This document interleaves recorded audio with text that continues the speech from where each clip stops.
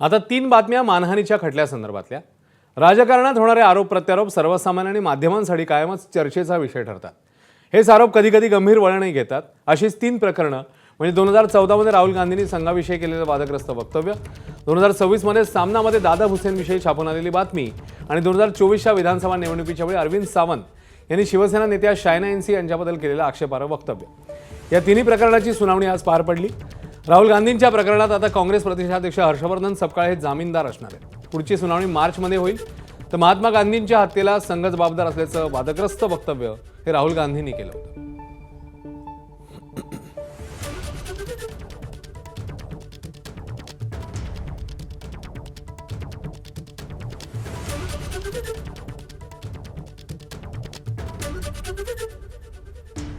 या प्रकरणामध्ये राऊतांना दिलासा मिळतोय। मानहानीचा खटला हा मागे घेण्यात आलाय। राऊतांनी शेतकऱ्यांची माफी मागितल्यानं हा खटला मागे घेतल्याचं दादा भुसेंनी सांगितलंय। तर दादा भुसेंनी समजूतदारपणा दाखवला असं संजय राऊत म्हणतात।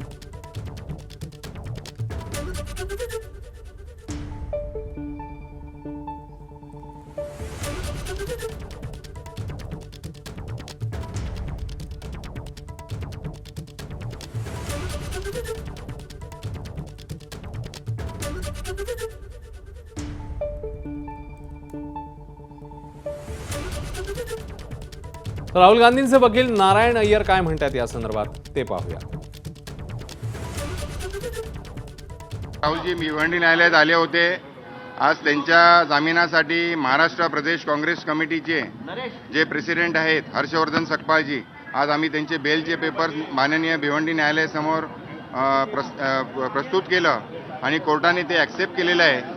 आम्ही फ्रेश जामीन आज सबमिट केलं आणि भिवंडी न्यायालयाने ते ॲक्सेप्ट केलेलं आहे। जामिनाची प्रक्रिया आज ती आम्ही भिवंडी न्यायालयामध्ये पूर्ण केली आणि त्याप्रमाणे राहुलजी स्वतः भिवंडी न्यायालयात हजर राहून बॉन्डवर सह्या केले।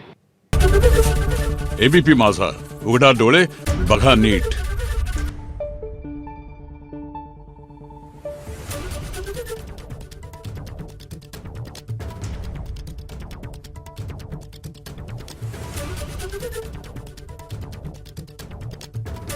Thank you.